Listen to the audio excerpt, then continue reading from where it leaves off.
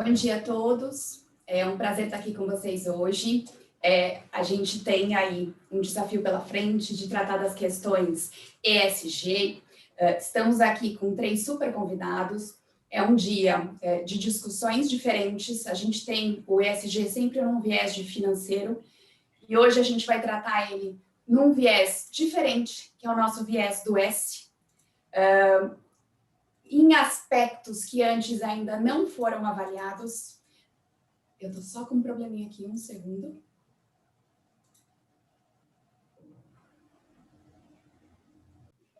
Vamos lá, a gente tem então essas discussões pela frente do S e do ESG. A gente vai avaliá-las num viés aí regulado e num viés de bases voluntárias. Nós temos conosco aqui a Rachel Maia, temos José Carlos Vale e Priscila Sansoni. Eu vou passar para vocês aí as nossas linhas gerais do webinar de hoje. Eu vou fazer uma introdução, depois disso a gente vai para os debates.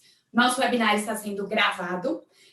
Para isso, por favor, após o nosso webinar, a gente vai ter a opção também de mandar as respostas que a gente não consiga fazer com vocês aqui hoje, para as perguntas que a gente tiver da audiência, e o webinar vai ficar liberado para vocês no site do Veirano. A nossa intenção é acabar às 10h30, e aí ficamos então abertos para as perguntas que a gente não conseguir responder. Eu tenho comigo, então, como eu anunciei para vocês, a Rachel Maia, que é a nossa super executiva, super reconhecida nos aspectos de diversidade. Hoje ela é CEO e founder da RM Consulting, mas ela já teve aí super cargos no mercado de executiva, principalmente em relação a bens de consumo. Eu tenho comigo aqui José Carlos Vale, ele é o nosso sócio da área de trabalhista, então ele vai abordar com a gente os aspectos regulados, no ponto de vista de direito do trabalho e de normas de saúde e segurança. E a gente tem também a Priscila Sansoni, que é a nossa sócia da área de consumidor, que também vai trabalhar o ponto de vista regulado, mas aí na ótica de direito do consumidor. Vamos então aí para a gente discutir a nossa parte do regulado em relação à introdução que eu vou fazer para vocês. Pronto, vamos lá. Qual que é o contexto da nossa discussão? A gente está falando aí de capitalismo de shareholder, aquele que valoriza ao máximo a retribuição ao acionista, ao investidor, então aí é lucro no máximo que a gente puder, mas a gente vai passar para um contexto de stakeholder, de capitalismo de stakeholder, e para isso a gente já teve a reunião aí do Fórum Econômico Mundial de janeiro deste ano, que deu esse driver da gente inserir a parte de sustentabilidade como essencial diretriz econômica daqui para frente, principalmente pós-pandemia. O que a gente está falando de ES, então? O que a gente vai ter aqui com os nossos palestrantes? Eu tenho o viés do direito do trabalho, que o Vale vai passar com a gente. Eu tenho um viés de direito do consumidor, que a Pri vai passar com a gente. Eu tenho um viés aí de direito da comunidade.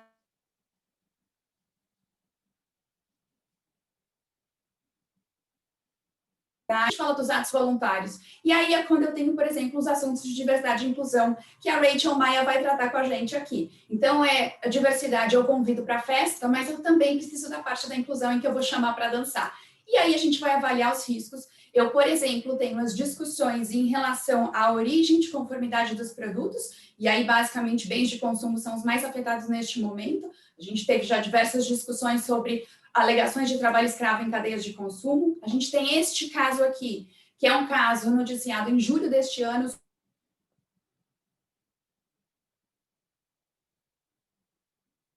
Acusou, por exemplo, essa grande varejista aqui de fast fashion do Reino Unido, como Double A, e 2 semanas depois da publicação do ranking, a gente teve aí a indicação de alegação de trabalho escravo na cadeia de fornecimento, o ranking teve que ser revisto e a empresa levou um downgrade. A gente tem também este outro exemplo maravilhoso aqui de licença social, que é deste ano, maravilhoso porque ele mostra o risco, e aí toda a ação que precisou ser feita de governança corporativa dentro da Rio Tinto, por exemplo, e esses são dados do site da Rio Tinto, em relação à troca do comitê executivo,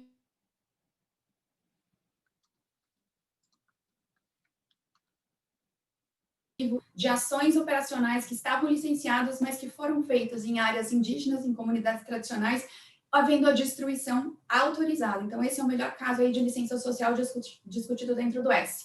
E lógico que esses riscos mostram para a gente que não dá mais para fazer o rainbow washing, hoje não é mais só greenwashing, porque a gente pega aí os ODS das Nações Unidas, a gente tem todas as cores que der para fazer o washing, e a gente também tem o viés aí de cancelamento nas redes sociais, que algumas empresas sofreram durante a pandemia, principalmente relacionado ao S. Vamos tratar também aí com os nossos palestrantes das oportunidades, e para isso, por exemplo, eu tenho uma publicação super recente do governo federal em relação à Estratégia Nacional de Desenvolvimento, que analisa o cenário macroeconômico do país de 2020 a 2031, e neste cenário macroeconômico eu tenho 5 eixos, sendo que um destes eixos é social, e a gente tem um eixo ambiental também. É a primeira vez que isso acontece de inclusão de variável socioambiental dentro de um programa de planejamento estratégico de desenvolvimento econômico do país. Então, melhor cenário impossível. Temos esse exemplo da Nasdaq também aqui, que certamente a Rachel vai conversar com a gente. É uma publicação dessa semana em que a Nasdaq pede para a SEC, lá, que é a Comissão de Valores Imobiliários nos Estados Unidos, para que exija a existência de pelo menos 2 membros com diversidade, uma mulher e pelo menos um membro de maioria no Conselho das Empresas listadas na Nasdaq. A gente não sabe qual vai ser o fim disso.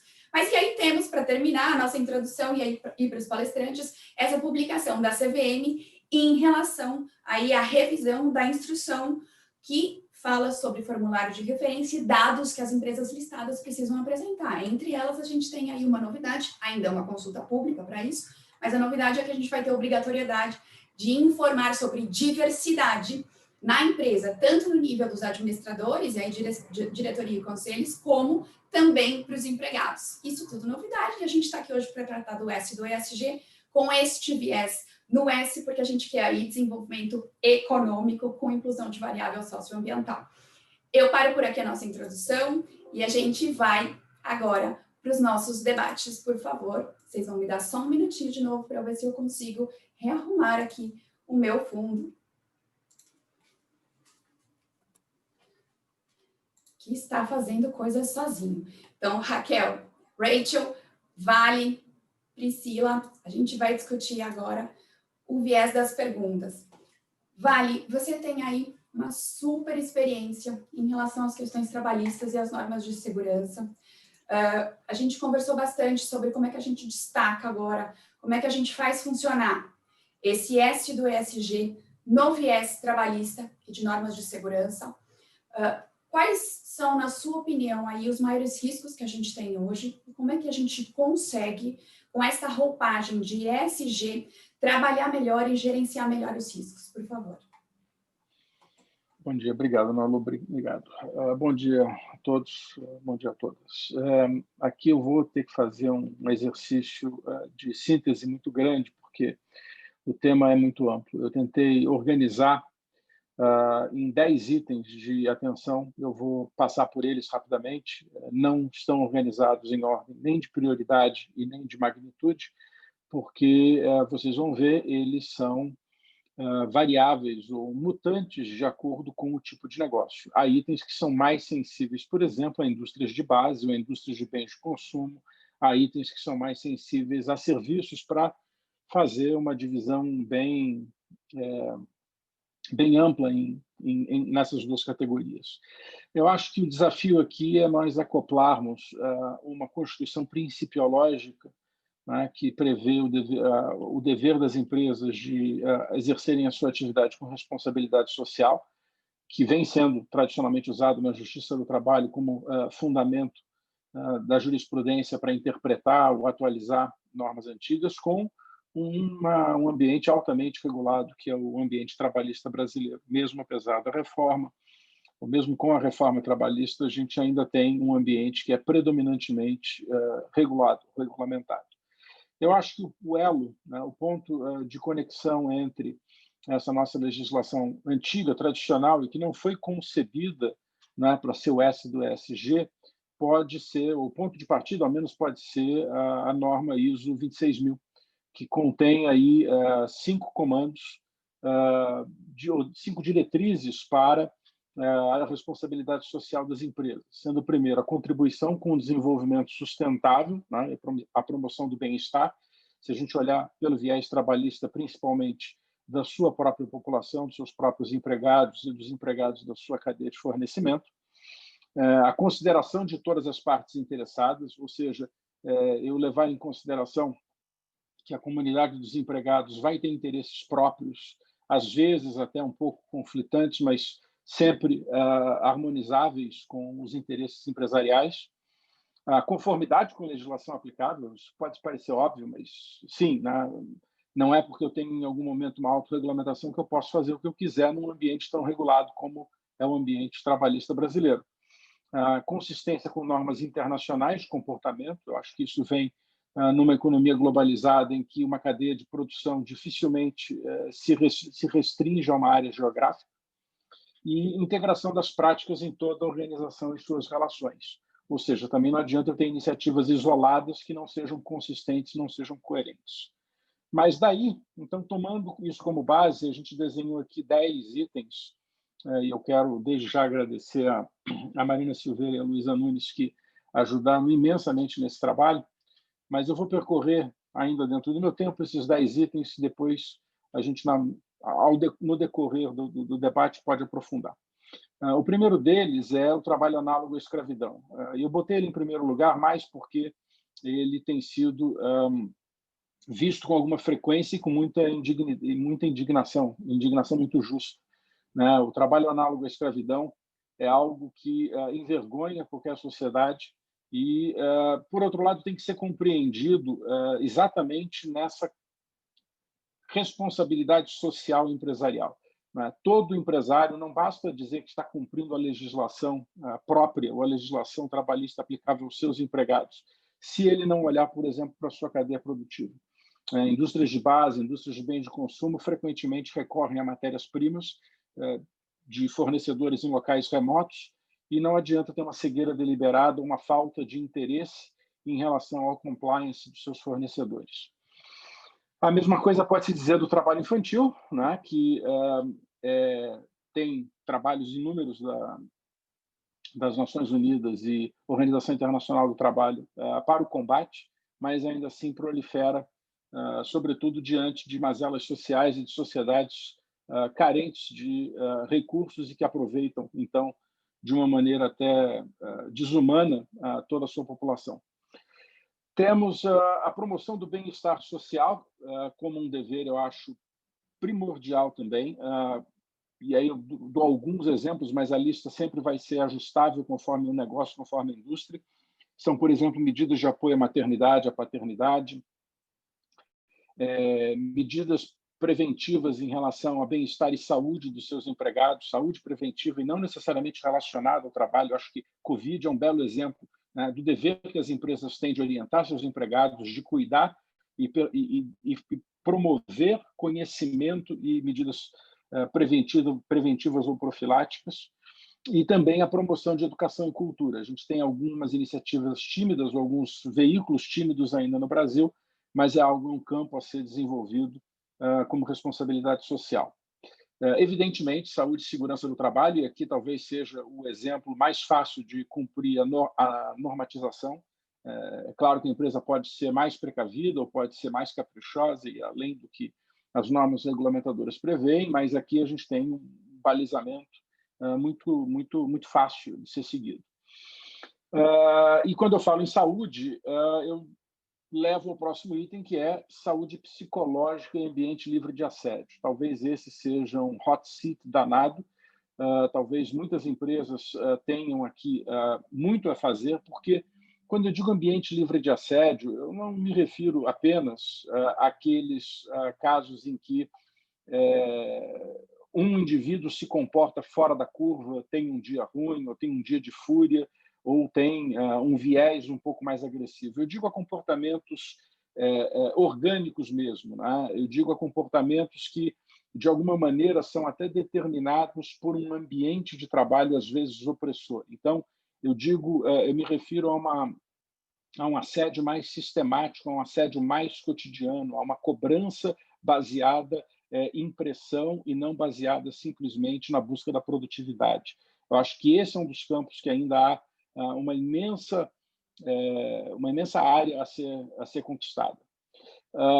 Ambiente livre de discriminação, evidentemente, isso conversa com todo o aspecto de diversidade, e também, de certa forma, temos aqui já uma regulamentação que ajuda, mas há espaço para sempre muita iniciativa da empresa de maneira educativa,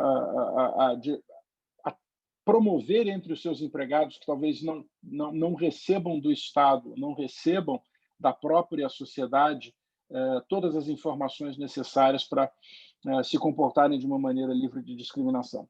Oportunidades iguais, que de alguma maneira é um desdobramento do anterior, né? Então, tem uma campanha mundial, e o Brasil acho que ainda está muito atrás nisso, que é o gap de pagamento em relação aos gêneros, né? O Gender Pay Gap, a representatividade de minorias em cargos de liderança e, sobretudo, a adoção de ações afirmativas como veículo, como instrumento para se atingir isso tudo.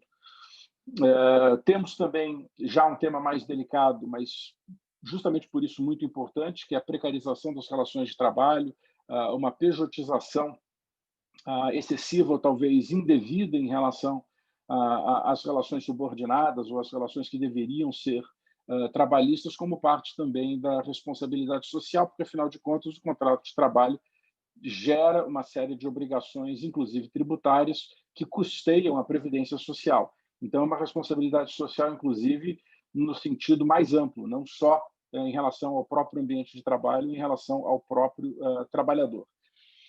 O penúltimo item, eu estou consciente do meu tempo, é privacidade, de maneira geral. Eu acho que sempre foi um item de atenção, mas em tempos de pandemia, trabalho remoto e reuniões virtuais com todo mundo de casa, ele ganha especial atenção. A LGPD também traz novos regulamentos ou novos parâmetros regulados, então é um item de atenção.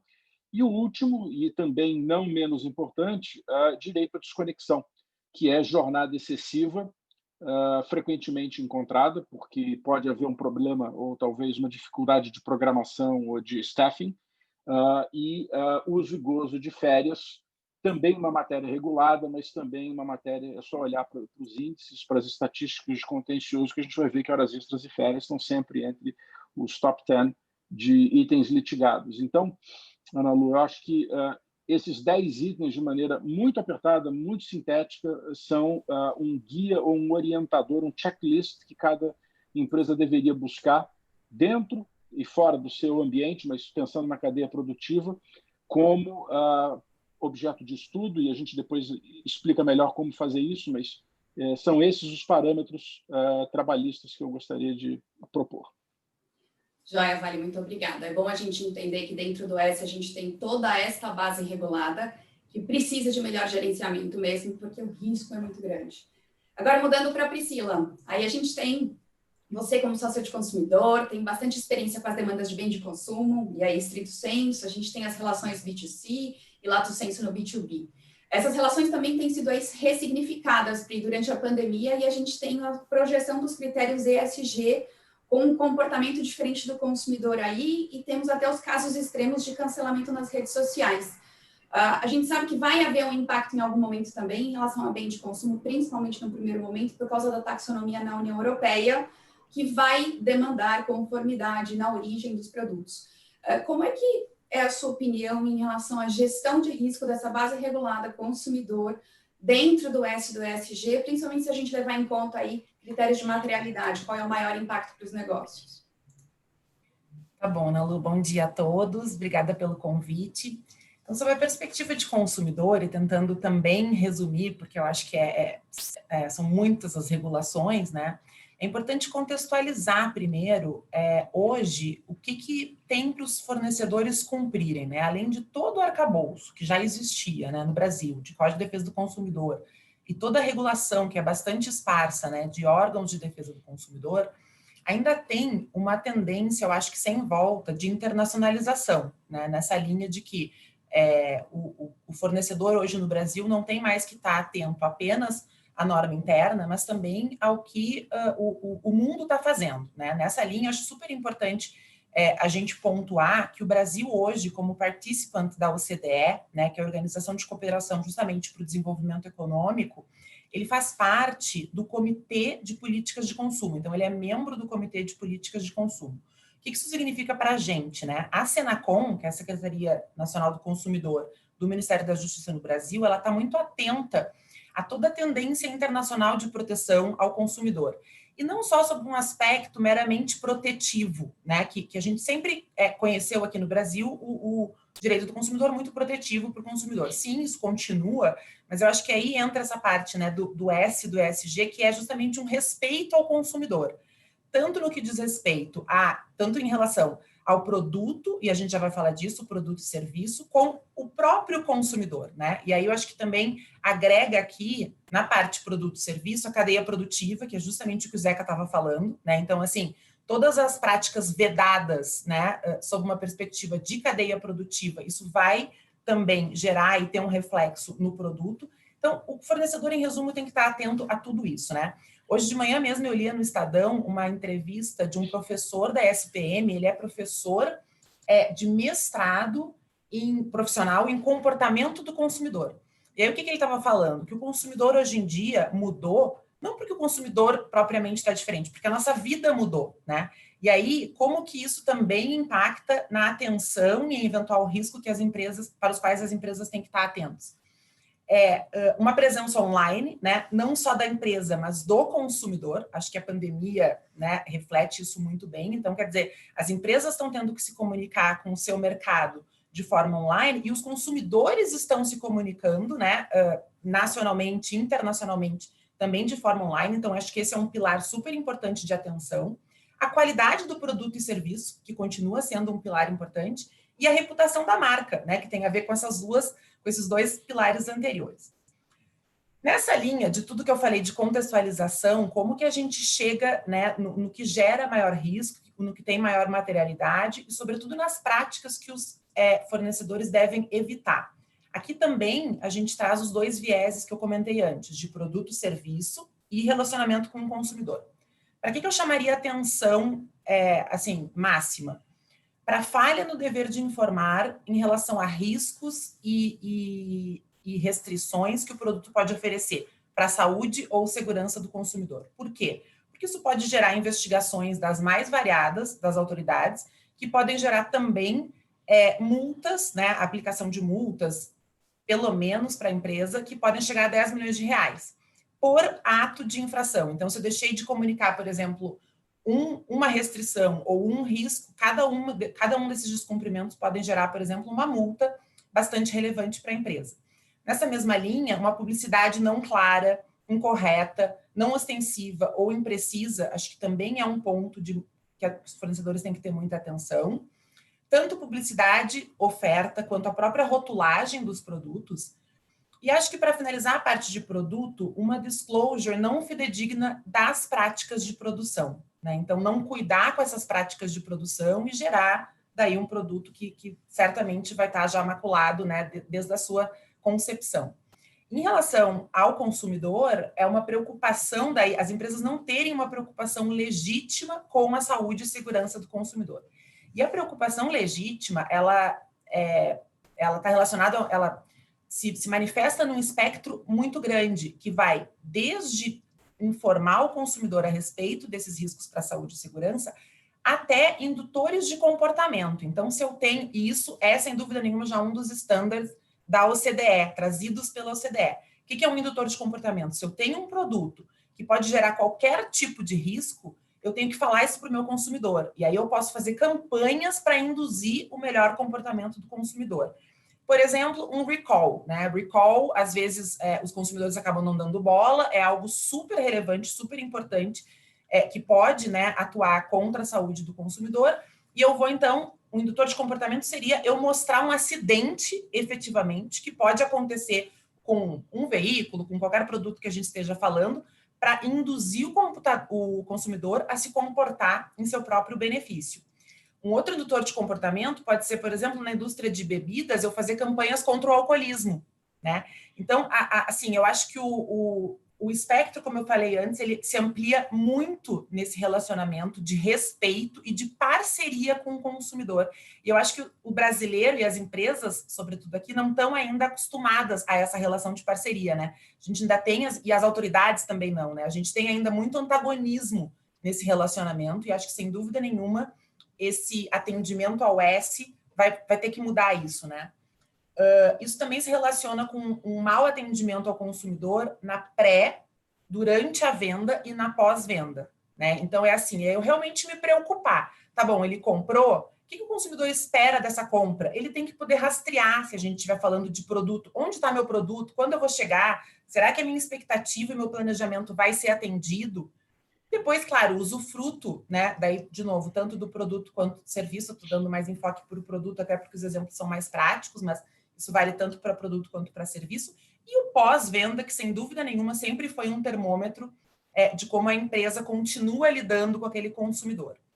Por fim, em relação a como lidar com o consumidor, eu acho que a atuação das empresas em situações de crise também são um termômetro super importante, né? Parece clichê, mas o que se fala muito hoje em dia é que a empresa não precisa ser perfeita, mas ela tem que ser transparente em relação às imperfeições, né? Então, assim, crise todo mundo está sujeito, e é óbvio que várias crises vão sempre acontecer, né? Mas como que a empresa está preparada para agir em eventuais situações de crise e mostrar isso para os consumidores? Acho que também é um ponto de atenção super importante. Bom, e quais são as consequências? A gente depois acho que pode falar, né, das melhores práticas e até de oportunidades, mas as consequências principais são os próprios danos e exposição à imagem da empresa, à reputação da empresa no mercado, a perda de credibilidade, né, do fornecedor, o boicote em rede social, então naquela linha de que todos estão conectados, né? Acontece uma coisa, um consumidor fica sabendo de uma prática, né, banida ou mesmo desrespeitosa, enfim, no processo produtivo, isso a gente bem sabe, né, leva minutos para bombar nas redes sociais e foi-se a reputação do fornecedor, né? Depois, claro, alguns aspectos mais econômicos e comerciais de perda e diminuição de volume de vendas, que é evidente, né, caso o consumidor não aprove aquela empresa, aquela marca, migração dos consumidores para a concorrência. E, por fim, a parte mais jurídica, eu diria, né, de risco, seriam as investigações das autoridades, né, com essas multas que eu estava comentando antes, ações individuais ou coletivas, né, administrativas ou mesmo judiciais, as coletivas. E nos Estados Unidos, para fechar, eu sei que eu já estou passando do meu tempo, mas nos Estados Unidos, hoje a gente tem pelo menos 10 ações já ajuizadas, né, com diferentes resultados e ainda em andamento, mas justamente pelo fato das empresas não estarem provando que cumprem com as práticas que elas estão divulgando nos seus relatórios anuais de cumprimento de boas práticas, justamente porque elas não, enfim, aquilo não está sendo, né, não está sendo dado crédito para aquelas práticas. Acho que, para fechar, era isso. Acho que eu volto depois. Desculpa ter passado um pouquinho do tempo. Legal. Não, Pri, é ótimo, porque aí você trouxe os exemplos práticos do rainbow washing que a gente fala hoje em relação a todos os ODS da ONU, né? E por causa de ESG e desses critérios do boom de discussão. Agora vamos para a Rachel. Rachel, você foi reconhecida líder do ano da Exame, tem um histórico fantástico nos assuntos de diversidade e inclusão. Para mim é o ícone nessas discussões, de verdade, aí na perspectiva principalmente de gênero e raça. É uma honra a gente ter aqui com você, hoje você aqui conosco. A gente também sabe que tem um novo desafio à sua frente como consultora de diversidade e inclusão, e você já está envolvida em casos recentes e relevantes que comprovam que esse gerenciamento de risco inadequado dos assuntos na base do S, principalmente os não regulados aí, pode levar a um grande cancelamento do negócio na nossa linguagem atual aí de internet. Compartilha com a gente, por favor, a sua avaliação sobre os riscos inerentes ao não gerenciamento adequado dessas questões de diversidade e inclusão aí dentro do S do ESG, por favor. Legal. Primeiro, bom dia a todos. Bom estar aqui com vocês. Obrigado, Veirano, em nome da Nalu, lógico, que me convidou, me incluiu a esse processo. Fantástico ouvir o Zeca falando, né, sobre os deveres das empresas e, ao mesmo tempo, de uma forma people-oriented. Eu acho fantástico isso. A Priscila navegou no meu universo, que é consumidor, que eu amo, que eu faço com muita paixão, só para que todos saibam, o meu workflow dentro de uma profissão que eu escolhi ser financeira e caminhei para a presidência foi porque eu me apaixonei com a relação com o consumidor. Foi isso que me levou ao outro lado, né, do business, né, não simplesmente nos números. E falando um pouco dos riscos, daquilo que eu vivi por 30 anos dentro do varejo, é muito bom entender que neste momento, nessa virada agora, em especial nessa, né, da forma que você contextualizou, né, como as empresas estão tentando gerenciar um tema que ainda é desconhecido, porque né, a gente tinha business and time, né, a gente tinha cuidado do business em um tempo eficiente para fazer a coisa acontecer. Aí colocaram um terceiro bullet aí, que não é mais, olha, se der tempo, nós vamos dar uma checada e olhada. Não! Para! Não é se der tempo, né? As grandes corretoras como a BlackRock ou né, falar da Nasdaq aqui, essa semana nós pudemos compartilhar no mínimo 3 notícias fundamentais. Eu até mandei já uma aqui no nosso chat sobre o posicionamento da Nasdaq quanto à diversidade, que é um tema não só que deve ser visto se der tempo, mas deve fazer parte dos modus operantes do business. Então, isso tudo está chocando as pessoas. E aí as pessoas, quando eu digo o corporativismo, porque aqui eu estou tratando do corporativismo, eles estão procurando informações. Eu faço parte de alguns grupos de presidentes de grandes empresas no Brasil que têm me contactado agora mais conveniente pela minha consultoria, para primeiro ter uma aula histórica. O que aconteceu? Né? Então, explica para mim, vamos voltar um pouco essa história. Né? Me fala o porquê que nós chegamos a este ponto. E é muito bacana quando você contextualiza através de fatos históricos. Então, a diversidade, ou vieses inconscientes, ou esse preconceito que trazemos, né, dentro deste... que está contido dentro do S, né, do ESG, muito embora, como você muito bem disse, Ana Lu, não regulamentado, mas que está em toda a cadeia produtiva do processo. Como que eu lido com isso? Como que eu tangibilizo isso? Como eu ponho uma roupagem nisso para trazer para dentro da minha empresa e criar procedimentos, né? Para que esse workflow seja real, não apenas no C-level, mas para que ele cascateie em toda a empresa, né? Porque não basta um C-level estar consciente, porque são eles que assinam os papéis, né? No final do dia eu vou lá, dou um check e faço acontecer. Como você muito bem disse, e aí eu ouso entrar aqui nesse caso que eu estou hoje representando o comitê, né, de crise, sim, eu estou no comitê de crise do Carrefour, porque eles precisam dessa catequese dentro do S, né, mas de uma forma grande, de uma forma aberta, mas de uma forma também a entender que, ótimo, fomos reconhecidos como uma empresa que trata a diversidade como algo muito positivo, ponto. Não é mais suficiente. Temos que mudar os modus operantes para que esteja do C-level até a base da pirâmide. Todos devem tratar de uma forma muito clara e objetiva esse tema. Então, é daí que eu trato, aí eu vou um pouquinho para o que você trouxe, né, para o consumidor, que nem sempre tem razão, né, que nem sempre deve ser visto com essa posição. Então, o tratar de forma genuína, pessoa com pessoa, de forma respeitosa, né, celebrar as diferenças, porque nós vamos sempre ter diferenças, celebrar a diversidade, mas tratar de forma igual, que não seja um tom da pele um fator predominante e preponderante para você tratar ou subjugar uma pessoa. Então, isso tudo vem neste momento. E aí eu acredito que 2020 feche com um grande alerta, que não será só março e menos ainda só novembro, que se celebram, né, ações quanto a raça, né, etnia negra, pessoas pretas e pardas, mas que seja uma jornada transformadora para que a gente não tenha nenhum tipo de perigo a participar de rodinhas de piadinhas bestas e a gente não se posicionar, né? Este momento de transformação e de transição e de entendimento da diversidade é o momento de se posicionar, é o momento de falar, opa, não é bacana o que você está dizendo, não basta sair da rodinha, você tem que ficar na rodinha e falar assim, aqui não, aqui nós vamos esclarecer. E vocês que estão aqui, nós estamos aproximadamente com 77 pessoas, e todos os outros que verão no futuro esse webinar, nós temos sim que nos posicionar e nos posicionando ter a consciência que às vezes nós vamos chocar.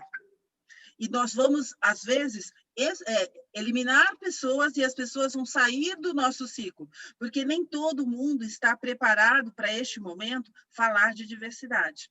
E isto é um fato onde nós vamos ter que tratar ou de forma social ou de forma financeira. Se você não fizer na tua empresa por uma questão de social, inclusão, faça por uma questão financeira que acaba sendo default. Você traz ganhos financeiros quando você traz a pluralidade do pensamento, porque não é simplesmente trazer a pluralidade pelo tom da pele, é para pluralizar o pensamento e assim transformar, e assim inovar, e assim trazer aquilo que nem o consumidor sabe o que ele quer, mas, ao mesmo tempo, ele sabe que ele quer o novo.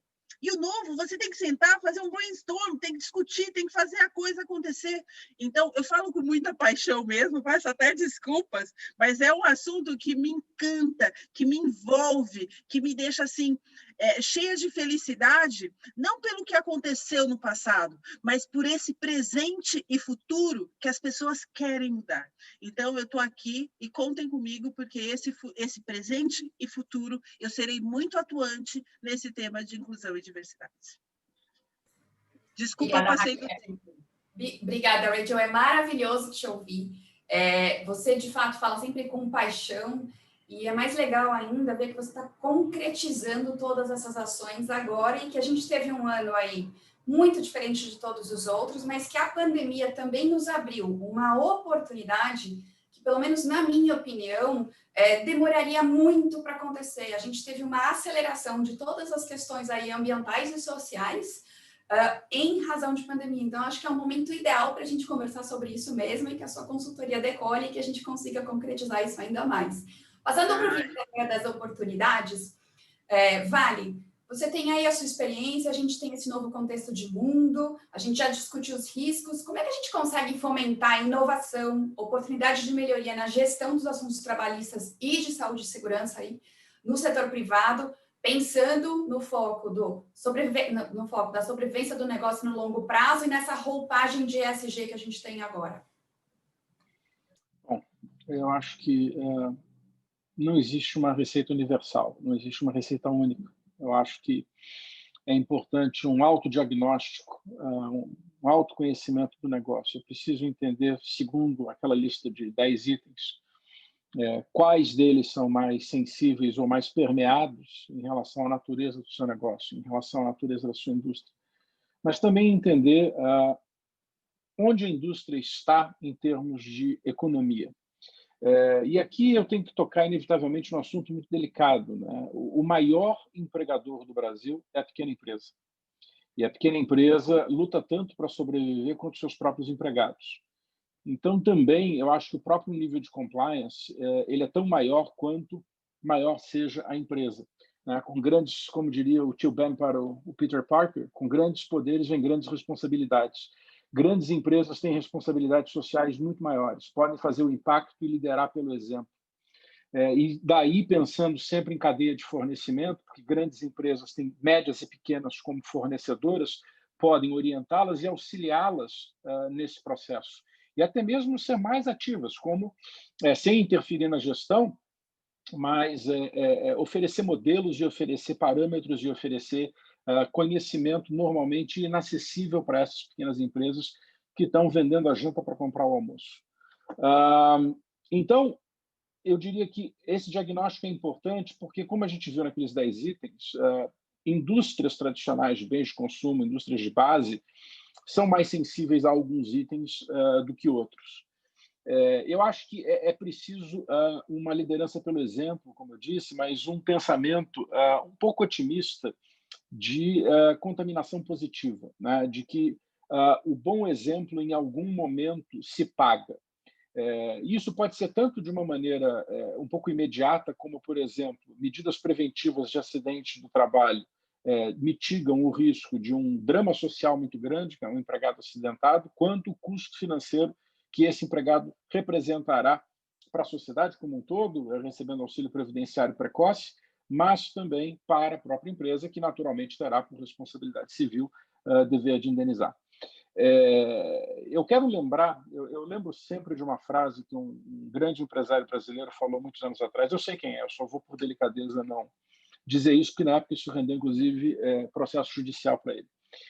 Muitos anos atrás, esse empresário brasileiro disse o seguinte: gente, vamos parar de cinismo, né? Não dá para competir com quem não paga imposto. E é uma competição, de fato, muito injusta, né? Por que eu, então, vou me dar o trabalho e incorrer num esforço, e tempo é dinheiro, brutal, para adotar determinadas práticas que encarecem o meu produto, se os meus competidores não fazem isso? E aí é que entra o meu comentário sobre o autoconhecimento. E eu vou até, Priscila, me desculpe que eu vou invadir um pouco a tua área, mas é preciso conhecer, inclusive, quem é o seu consumidor. Que tipo de produto você oferece? Se você é uma indústria que fornece a outra, B2B, então pronto, você já tem o driver necessário, você já tem a motivação suficiente, que você será em algum momento desqualificado porque não adota boas práticas. Se você é uma indústria que vende direto para o consumidor, é importante entender se o seu consumidor é um consumidor com poder de escolha ou não, porque se for um consumidor com poder de escolha, pronto, já tem uma razão batendo a porta, você vai perder mercado. Então, essa autoanálise é muito importante porque ela ajuda a identificar daqueles 10 itens quais são os prioritários ou quais são aqueles que afetam o negócio de uma maneira mais impactante, mas também saber se posicionar em relação à sociedade, em relação à forma como o seu negócio impacta a sociedade. Porque daí a empresa vai fazer um plano, daí a empresa vai fazer, uma palavra que está na moda, um roadmap. A empresa vai fazer um roteiro, e quase que se torna um roteiro de uma due diligence, quase que se torna um roteiro a ser frequentemente revisitado, a ser frequentemente aperfeiçoado e ser frequentemente atualizado, porque a sociedade é dinâmica, e muitos desses 10 itens que eu relacionei aí, há não muito tempo atrás, ou eram irrelevantes ou eram muito superficiais. Então, não há, como eu disse, uma receita de bolo. É importante fazer essa autoanálise, é importante, talvez, reunir um comitê, inclusive com consultores externos, que sejam capazes de ter um olhar diferente, de ter um olhar crítico e não acostumado ao dia a dia, viciado no sentido positivo, né? De ficar influenciado pelo cotidiano. Porque isso é fundamental. Não adianta achar que você vai chegar na internet, dar num buscador e encontrar ali uma lista de coisas que tem que ser feitas. Isso não existe. As empresas terão que desenvolver, trocando experiência, sem dúvida, buscando informação, mas terão que desenvolver o seu próprio roteiro para isso. Joia, obrigada, Vale. Acho que a gente tem aí uma oportunidade enorme, como você bem colocou. É um momento ideal de pensar nisso, então temos tudo que precisamos para conseguir mudar o jogo de fato. Tomara que a gente consiga. Pri, agora na mesma linha da pergunta para o Vale, como é que a gente pensa em fomentar inovação, oportunidades, olhando para esse viés de consumidor e pensando em assegurar a longevidade do negócio nesta nova roupagem de ESG que a gente discute no mercado, por favor? Então, eu acho que a gente pode partir de uma espécie de um to-do list, né? Acho que nessa linha, assim, de quase como uma due diligence, né? Da gente ter alguma linha, né? Que norteie os fornecedores, enfim, por onde eles têm que começar para justamente evitar todos aqueles riscos que eu estava comentando. O que eu recomendaria, né? E aí o foco, eu acho que ele é sempre um foco de full disclosure, né? Que também é algo que está na moda e que as empresas vão ter que começar a se acostumar, quer dizer, elas têm que abrir, né, para o mercado, para os consumidores, as suas práticas e como elas colocam esse produto no mercado, como a Rachel estava falando, né? Quer dizer, não é uma posição antagônica, mas também, embora o consumidor evidentemente não tenha sempre razão, acho que as empresas têm que começar a tentar igualar essas condições, justamente mostrando tudo que elas fazem. Porque, às vezes, uma coisa que acontece, as empresas já têm boas práticas em várias das suas áreas, dá um problema e aquela empresa é crucificada como se todo o resto não valesse, né? Então, eu acho que a gente, né, a gente tem que, enfim, tentar equilibrar todos esses pratos. Como fazer isso, né? Eu acho que tem que partir de uma revisão geral de políticas, né, de relacionamento com o consumidor. E aí aqui, até endereçando um pouco já de uma pergunta que eu vi que tinha no chat, né, vai desde os terms and conditions relacionado a produto, serviço, até uma preocupação relevante com privacidade de dados, por exemplo, né? A gente viu lá, é uma questão de governança, né? Acho que lá a quarta onda da governança mundialmente foi essa questão de privacidade de dados, né? Então, GDPR, depois Estados Unidos até foi meio concomitante, agora LGPD. Então, acho que, sem dúvida, tem que revisar todas as políticas, todos os fluxos que dizem respeito a dados e dar uma importância para isso, a uma proteção legítima para os dados dos consumidores, do que as empresas estão fazendo com eles, né? Relatórios de impacto, gerenciamento de crise. Então, realmente, eu acho que tem que fazer isso é uma oportunidade. Depois eu vou falar como que a empresa vai se beneficiar disso, mas revisar todas essas práticas e ter certeza que as empresas estão onde deveriam estar, né, em termos de prática. Eventualmente, as empresas têm algumas formas de agir que são consideradas práticas abusivas, daí, sobretudo, já no viés bem regulado de CDC. Acho que isso também tem que ser revisto, né? Se aquilo efetivamente, e às vezes existe uma análise de risco até feita pelas empresas, a gente sabe, mas ver o que vale manter, né? E dosando esse risco, eventualmente, corrigir algumas das práticas abusivas, abandonar outras, né? Então, acho que tudo isso está nesse mesmo contexto. Visando sempre um bom relacionamento com o consumidor, nesse viés que eu estou tentando enfatizar aqui de igualdade, né, ou de parceria. A gestão de crise, eu acho importante ter, né, tem empresas que até hoje não têm um plano, né, de gestão de crises, acho que isso é também uma grande oportunidade. Por quê? Porque depois ela vai sentir menos quando tiver uma crise, né? É quase óbvio dizer, mas quanto mais bem preparada a empresa tiver para lidar, né, com essas situações, evidentemente que ela vai sofrer menos, né? E uma coisa que até eu não ia falar, mas que eu lembrei quando o Zeca comentou dos parceiros, de quem vai ser, né, kicked off, enfim, também fazer uma revisão de todos os parceiros com os quais as empresas, aqui nessa, não antagônica, né, para eu não me contradizer, mas nesse lado de cá dos fornecedores, sem dúvida nenhuma que tem que ter uma revisão de toda a cadeia de fornecimento, né, porque não adianta, e daí pegando o exemplo da grande, né, não adianta a multinacional tá lá, né, assim, fazendo tudo o que deve, tal, com uma super política de governança, de tudo que a gente está falando, só que ela está se baseando, né, acreditando que os parceiros dela têm as mesmas práticas, e a gente sabe que isso não é verdade, né? Então, acho que tem que... E aí eu acho que existe também, e é algo que dá para explorar como oportunidade, quase que um dever, né, dessas empresas grandes que... Eu não me lembro lá da frase que o Zé usou, mas enfim, né, que esse tamanho, as empresas vão ter mais responsabilidade para também educar os outros players da cadeia de fornecimento que podem não estar no mesmo nível, né, ainda, e tentar fazer com que eles cheguem lá com o mesmo objetivo, né, de boas práticas e tudo mais. E aí o que eu falei, qual vai ser o resultado, né? Porque isso, sem dúvida nenhuma, que vai ser um investimento, né? E acho que vai ser um investimento, assim, generalizado, que envolve todas as áreas da empresa. Não é mais lá o comitê do S e do ESG, né? Não, isso vai envolver todas as áreas da empresa, toda a liderança, e como que depois desse investimento, que assim, é flagrante que vai ter que ter, as empresas vão se beneficiar disso, fazendo publicidade positiva, no bom sentido, em cima disso, né? Então, assim, divulgando, publicizando as suas boas práticas, eventualmente até se utilizando dos próprios rótulos dos produtos para também colocar algumas informações nesse sentido de cumprimento, usar os influencers, né, que hoje estão tão na moda, assim, e se valer, melhor dizendo, dos influencers, né, quando os influencers aprovam uma marca, fazer com que eles, né, realmente também publicizem todas essas práticas e reportar isso depois né, nos relatórios aí anuais de governança, né, financeiros e tudo mais.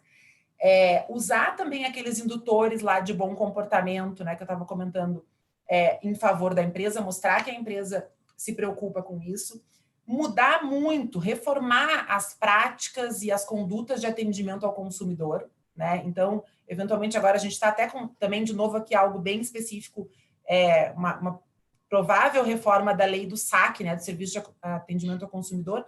Hoje em dia, não se fala mais em, né, ter um atendimento eventualmente telefônico, mas eu preciso de um chat, eu preciso de um WhatsApp, enfim, reformular isso mesmo para melhor atender. Envolver os consumidores no seu processo, né? Então, assim, essa história de que a Rachel falou que o consumidor quer o novo, né? Entender que novo é esse, trazer o consumidor para junto do fornecedor para tentar mudar e atender essas expectativas.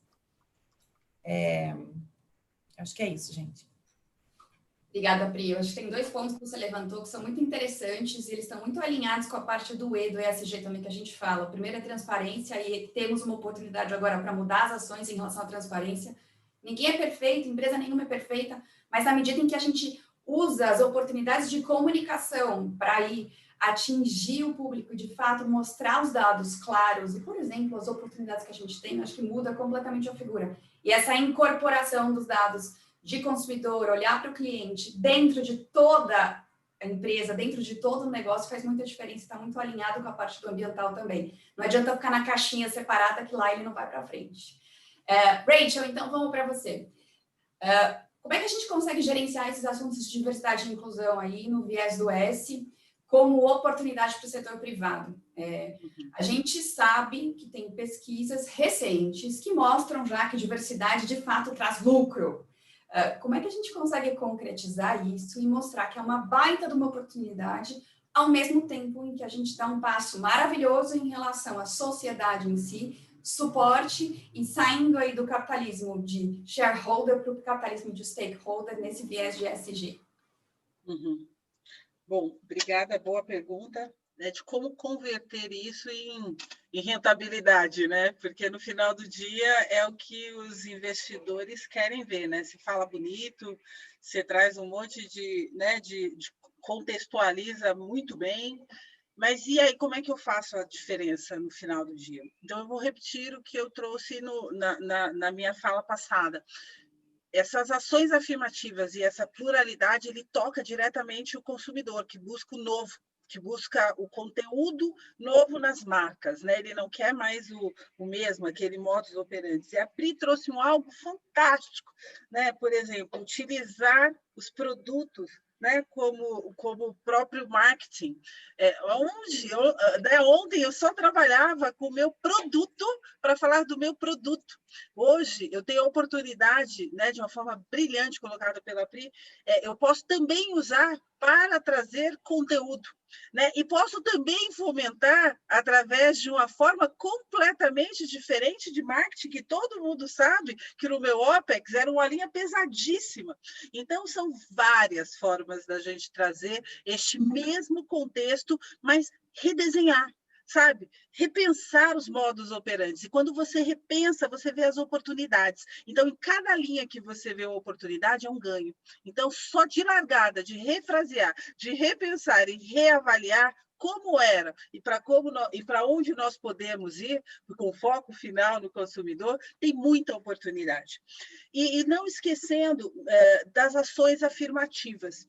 Eu sei que isso demora um pouco mais de tempo para você quantificar o resultado, porque por diversas vezes ações afirmativas você tem que trabalhar com equidade, e a questão da equidade é uma coisa muito séria, né? Dentro de um processo onde você olha talento, não necessariamente acúmulo de experiência.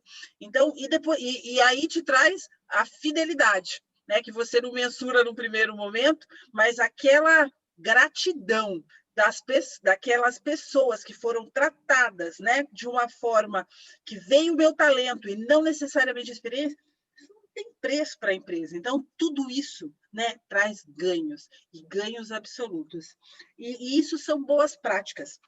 E aí eu gostaria de concluir, porque eu sei que o timing is done, quando a gente traz boas práticas, a gente toca no ser, no eu, né, das pessoas. Então, quando eu estou trazendo conhecimento, o porquê que não é bacana você fazer pouco das pessoas, as pessoas começam a refletir.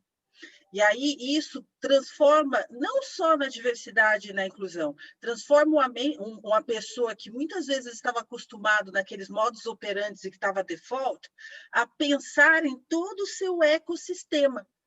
E quando você põe uma pessoa a refletir em todo o seu ecossistema, reflete positivamente em vários aspectos. Então, olha, não é bacana eu tratar aquela pessoa de uma forma agressiva.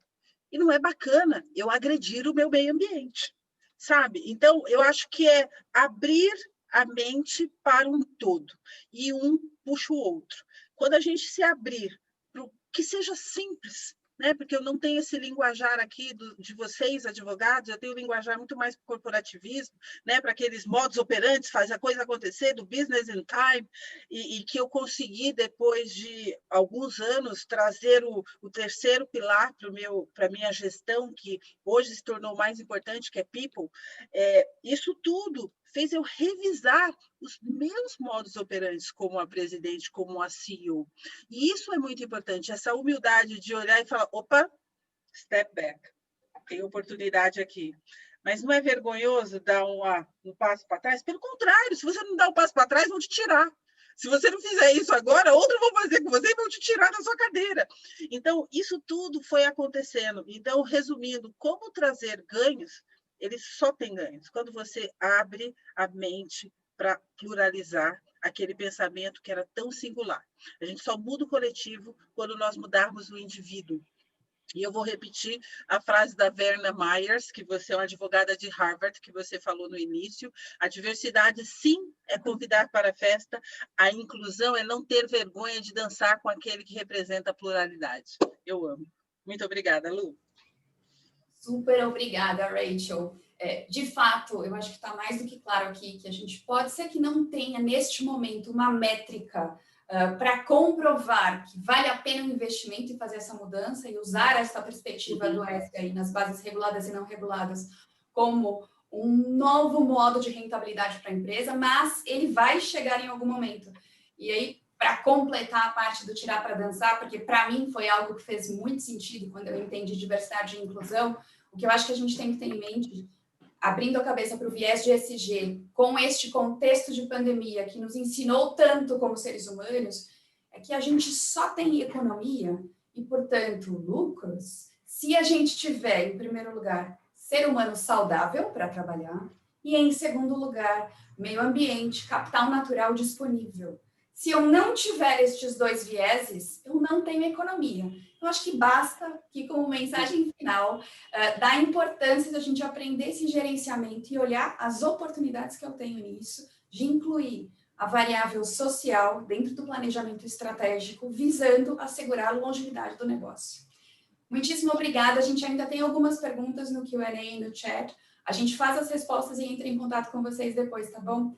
Rachel, em nome do Veirano aqui, super obrigada pela sua presença. Pri, Vale ou Zeca para os nossos cariocas, muitíssimo obrigada, acho que foi enriquecedor, a gente conseguiu passar pelos aspectos do S que ainda são pouco discutidos. Obrigada a todos, bom dia, muita saúde. Muito obrigada. Bom dia, pessoal. Obrigada, Pri. Beijo, Lu. Tchau, tchau. Se cuida. Bom Tchau. dia a todos.